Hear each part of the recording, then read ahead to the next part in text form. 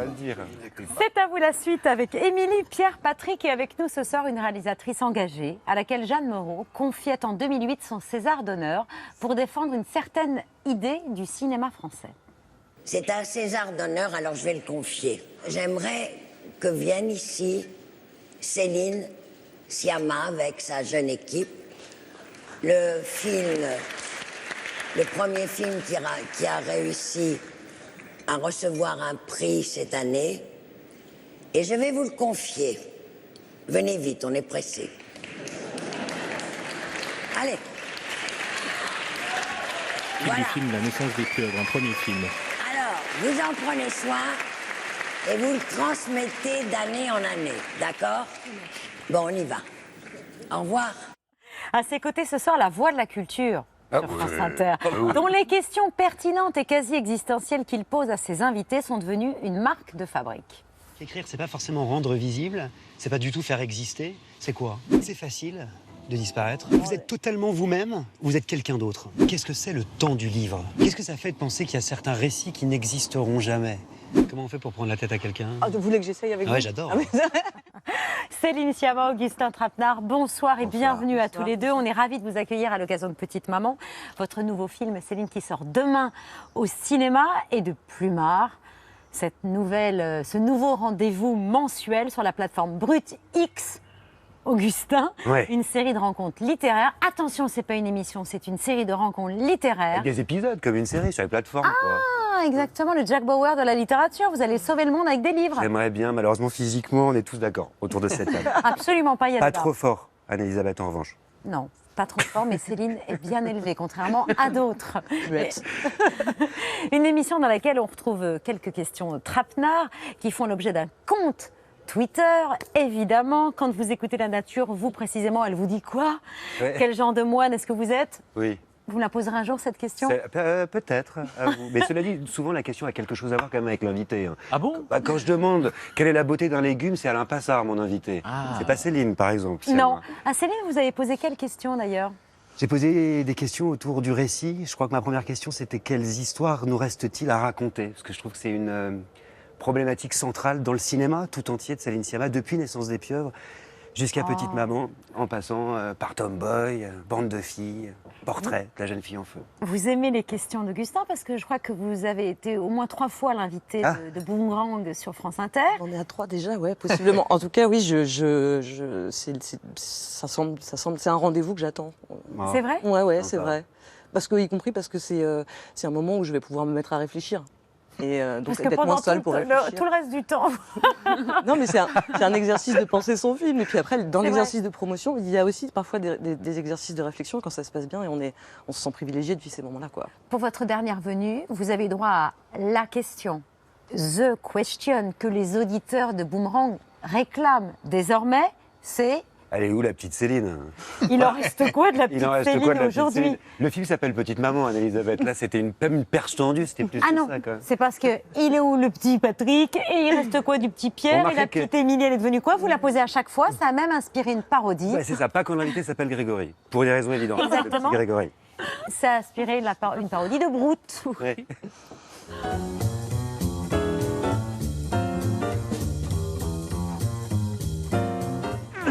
Une livraison pour monsieur Augustin Trapenard.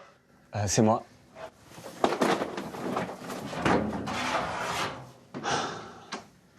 Encore beaucoup de taf cette semaine. J'aime beaucoup m'intéresser à la part d'innocence de mes invités, en leur demandant où se trouve leur petit enfant intérieur. On reçoit ce matin Annie Ernaux. Elle est où la petite Annie? Francis Cabrel. Il est où le petit Francis? On reçoit ce matin Grégory Gadebois. Il est où le petit Grégory? Le petit Greg? Et elle est où la petite boulangère aujourd'hui? Pardon, je vais vous prendre un kékonois en fait. Quoi, non mais ça va. J'ai honte. Mais honte de quoi? J'ai honte. Ah non, c'est drôlissime. Et vos émissions sont excellentes. Voilà. Merci Anne-Elisabeth. Qu'elles soient sur France Inter ou sur Brut X. X, Plumard, on en verra des extraits. Nous aussi, on pose des questions existentielles. Vous allez pouvoir réfléchir pendant toute cette émission, Céline. Et si Christian Duplessis n'existait pas, faudrait-il l'inventer? La réponse est oui. Et surtout, qu'est-ce qu'on mange ce soir? Voilà notre question existe. Oh là, tout d'un coup, j'ai élevé la voix. Dames. Bonsoir, cher Christian. Et voilà, ce soir, on vous a préparé un petit pigeonneau qui ne nous vient pas du Pays Basque, qui vient de Vendée, mais on l'accompagne avec un ragoût de fèves et de petits pois, où dedans on a mis de la ventrèche qui viendra du Pays Basque, bien sûr. Merci, cher Christian. Je vous souhaite un... Je me pousserais bien pour accueillir Christian, mais on doit être pas plus de 6 à table. Alors, je l'ai cuit rosé. S'il y en a qui le veulent un peu plus cuit, n'hésitez pas à me nous le demander, direz, on pourra le repasser. J'aime le pigeonneau rosé. Oui. Ah, c'est vrai? Vous aimez le pigeonneau? J'aime bien le pigeonneau, ouais. Ça, c'est une question existentielle. Ça, c'est une belle. vrai Ah ouais. Et avec ou sans plume? Ouais. Merci beaucoup, cher Christian. Petite maman, c'est un voyage onirique. L'histoire de Nelly, 8 ans, qui fait la connaissance de sa mère, enfant. Bande-annonce. Maman, tu la faisais où ta cabane? Dans les bois, juste derrière. Ça te fait de la peine d'être ici? J'aimais bien cette chambre. Moi aussi, je suis triste. Elle a préféré partir ce matin. On a décidé que ce serait mieux comme ça. J'ai une mission pour toi. Le placard, dans le couloir. Comme ça, on part vite d'ici, puis on la retrouve. Tu viens m'aider? Je t'avais jamais vu avant. Tu m'as pas dit comment tu t'appelais. Nelly. Je suis chez ma grand-mère. Elle est morte la semaine dernière. J'aime bien faire des petites tiges de chocolat et les manger. J'ai retrouvé l'endroit de la cabane de maman. On ne parlait jamais de quand vous étiez enfant. T'exagères, on te raconte tout le temps. Oui, mais c'est que des petites histoires. J'ai un secret. Je suis ton enfant. Tu viens du futur.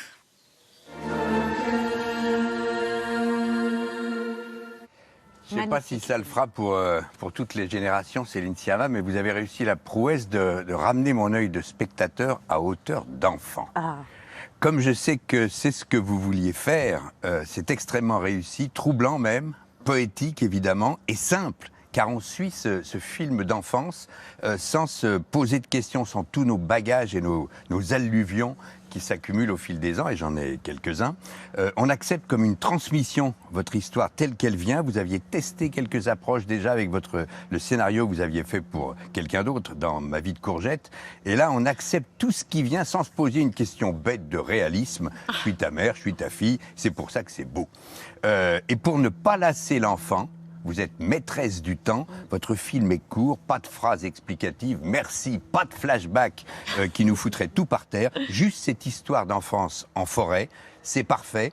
Le seul truc, c'est que j'ai dû revenir à mon heure d'aujourd'hui. Mais à part ça, j'ai pas dit de conneries, ça va?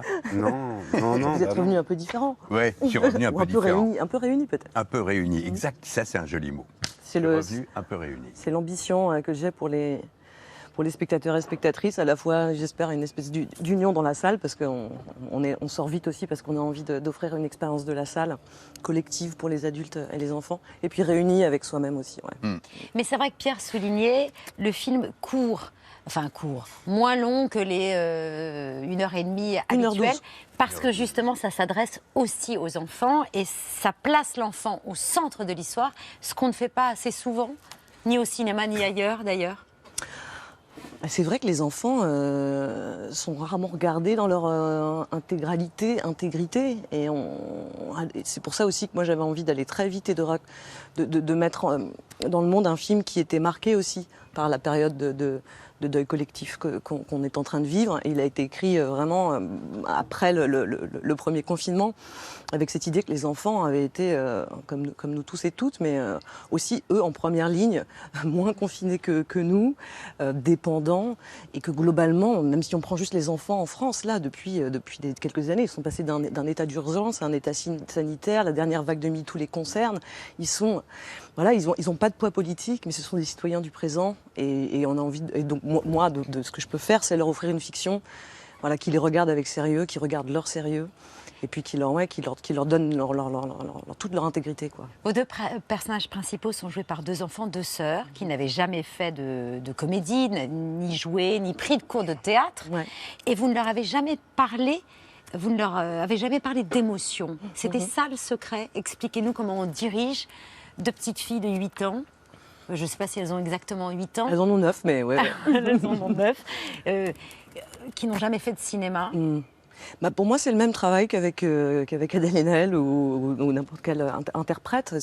On parle de la même chose. J'ai l'impression que de toute façon, on a toujours une idée un peu romantique de ce que c'est que la direction d'acteur, comme si on devait dire, voilà. Moi, parfois, je fais des blagues en leur disant, bah, pense à la mort et tourne 3 fois sur toi-même, vous voyez. Mais l'idée, non, mais on parle toujours d'une question d'un déplacement, d'un enjeu de séquence. Tu vas de là à là, tu te déplaces comme ça. C'est toujours très concret. Et moi, je ne leur parle pas d'émotions, je ne leur dis pas tu es triste, tu es joyeuse, parce que globalement, mes films ne sont pas au spectacle des émotions des personnages. On est avec eux dans les situations, mais on est au spectacle de nos propres émotions. Et donc c'est aussi pour ça que je ne cherche pas à avoir l'autorité sur l'émotion qu'on doit ressentir, et y compris avec des petits interprètes. Voilà, de pas jouer avec la question des émotions. Ces deux petites filles, on les retrouvera au cinéma plus tard, vous pensez? J'en ai aucune idée. C'est vrai que moi, j'ai eu la chance d'avoir des interprètes très jeunes qui ont, pour certaines, continué. Beaucoup deviennent des réalisatrices aussi. Ça, c'est ma plus grande fierté. Pas Pierre. Céline Sciamma, avec Petite Maman, ce sont donc 5 films comme réalisatrice pour vous. Et si l'Obs titrait en mars « La femme puissante du cinéma » à votre propos, j'ai plutôt envie de dire qu'en 4 films, à ce moment-là, vous avez imposé la puissance délicate des sujets personnels que vous abordez, votre manière de les filmer, de filmer celles qui les incarnent et de faire d'histoires particulières et très personnelles le récit universel des passions et des sentiments profonds.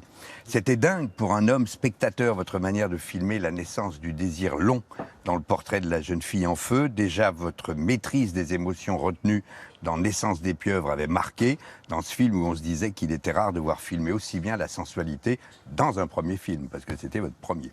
Le personnage de Laure dans Tomboy que vous aviez confié à Zoé Héran disait tout dans un troublant film de cinéma de tous les débats et de toutes les questions qui maintenant nous mobilisent, toutes et tous. Et puis avec Bande de filles, vous traitiez si bien avec une magnifique équipe de comédiennes, des filles en bande, après qu'on ait eu tant de sequels de la haine et avant de retrouver Les Misérables. Je crois que c'est parce que vous vivez si bien ce qui traverse la société, que vous le filmez si bien, que vos films ont fait maintenant le tour du monde. Et pour avoir l'air intelligent, j'ai terminé avec une question que j'ai piquée à Augustin Trapenard. Elle est où la petite Céline? Céline Sciamma, à quoi reconnaît-on un cinéphile? À quoi reconnaît-on un cinéphile? Ce qui est bien avec les questions d'Augustin, c'est qu'on n'est pas obligé d'y répondre.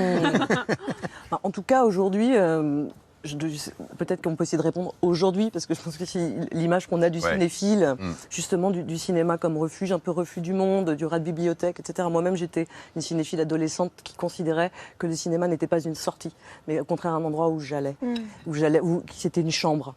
Et là, j'ai l'impression qu'avec ce qui s'est passé, le cinéma comme sortie, comme le fait d'aller dans le monde, eh ben, c'est ça qu'on sent. Et donc peut-être qu'un cinéphile aujourd'hui, c'est quelqu'un qui a envie de sortir plutôt que d'aller se cacher. Je sais pas. C'est une question que j'avais posée à Thierry Frémaux. Il avait répondu, c'est quand on commence à s'intéresser aux cinéastes. Et là, c'est ce que vous faites.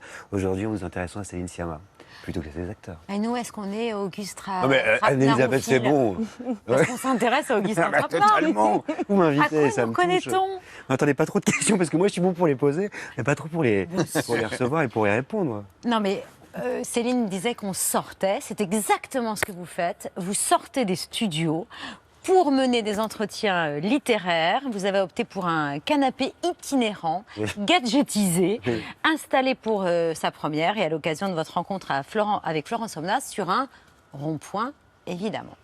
Vous voyez ce qu'on peut faire? Attendez, je vous montre. Je suis quand même hyper fier. Oh là! Ah oui, plumard. J'espère que j'ai pas le cassé. Ouais, c'est ça. C'est bon, ça serait le premier. Café? Café. Café. Ah, parce que attendez, ça rigole pas. Hein. Ah ouais, dites-moi. Regardez dans votre accoudoir. Mais d'abord, il faut trouver la clé. La clé de mon accoudoir? Non, je déconne, mais pas dans Fort Boyard. Ah oui, oui. Vous pouvez tirer juste. Oui, c'est ça. Ouais.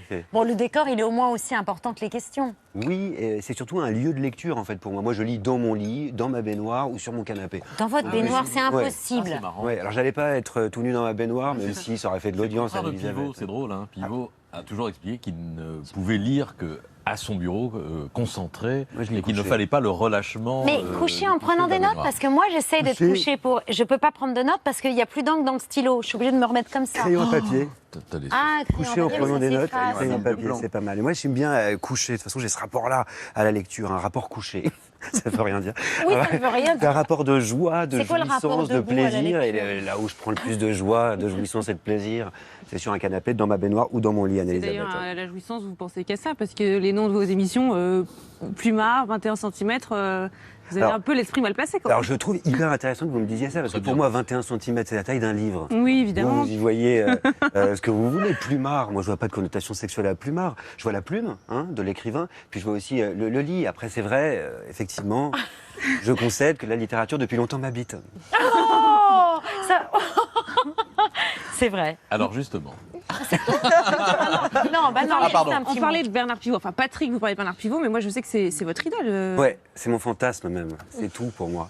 J'ai voulu faire de la télévision parce que je le regardais. C'est la seule émission qu'on avait le droit de regarder à la maison. Apostrophe. Ah oui, donc vous étiez hyper influencé. La déprime. Plus que ça. Ah non, pas la déprime. Non, on n'a pas le droit de regarder que ça. Parce que c'était la joie. Parce que c'était la table. Parce que c'était. On parlait de littérature comme de bon vin ou comme de bon pain. Nous, on est auvergnats dans notre famille, donc c'est très important ce rapport-là, en fait, très vivant à la littérature. J'en fais tomber ma fourchette et je ne mange pas. Je vais me faire engueuler par ma mère parce qu'elle me dit quand t'as un plat en face de toi, mange-le. Imbécile. D'ailleurs, vous êtes offert le pré-générique avec. Avec Bernard Pivot, ouais. Bah, je lui ai demandé, je l'ai appelé, je lui ai dit Bernard, je lance une nouvelle émission, ça va s'appeler Plumard. Il m'a dit oh, c'est gonflé, je le fais. Je dis non, vous n'êtes pas invité. J'aimerais que vous fassiez juste le pré-générique, un petit clin d'œil. On regarde. Ah.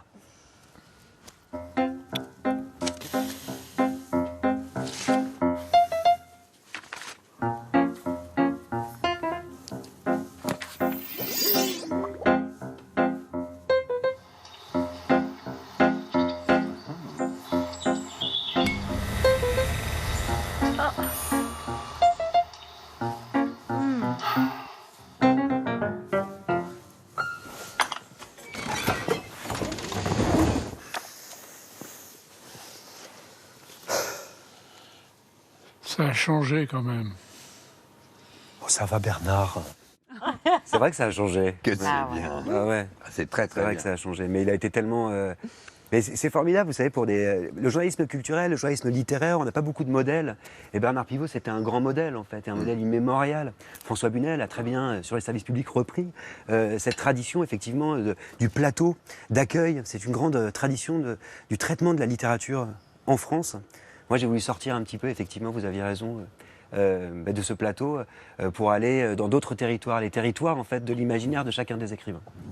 Donc pour votre passion des livres depuis tout petit, Bernard Pivot, on vient d'en parler, votre grand-mère qui vous a appris à lire c'est vrai. Et à composer des mots avec des jetons de Scrabble, avec, tout à fait. Avec des lettres de Scrabble, et la bibliothèque de votre grand-père où les livres étaient classés, notés par gommette, hein, c'est ça, d'où ma question.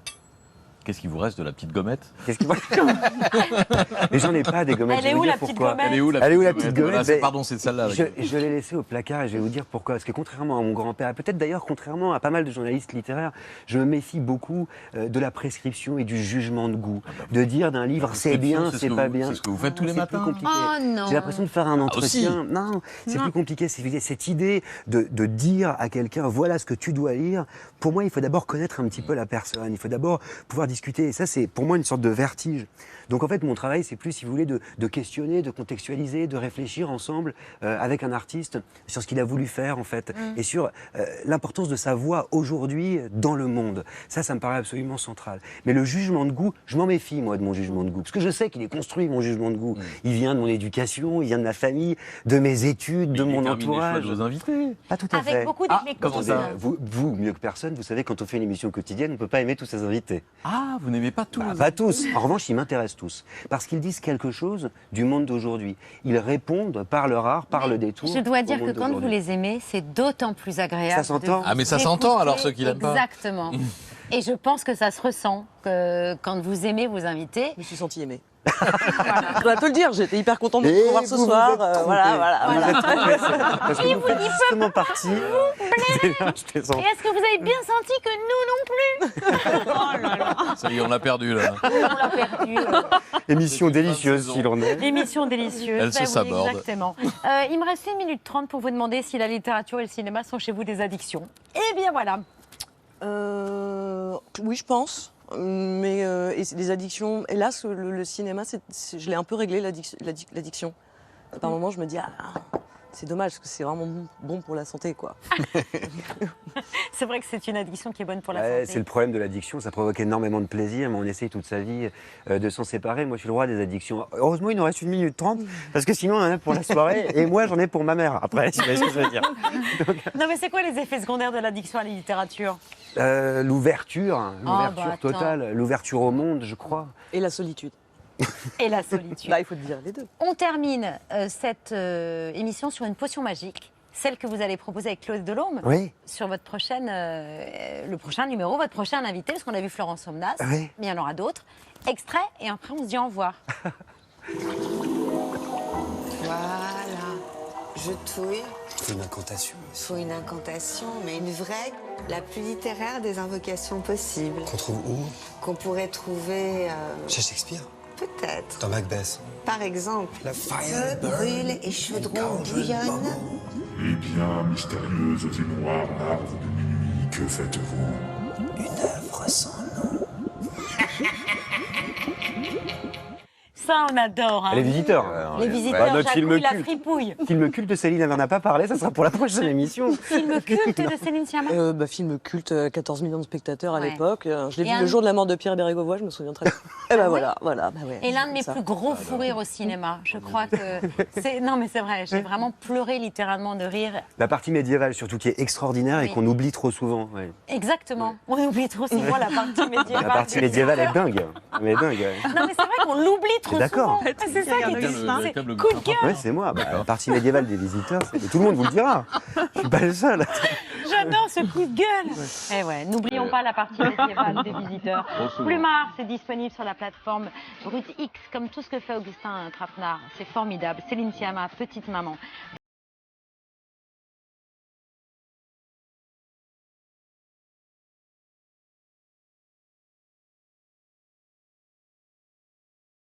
Pierre Chazal, de la culture. Encore. Et si vous voulez bien vous retourner vers Aurélien, il s'est coupé les cheveux, je le reconnais à peine. Tout d'un coup, il est bien coiffé. Merci de nous avoir suivis. À demain, 19h. Bisous Aurélien. Ciao.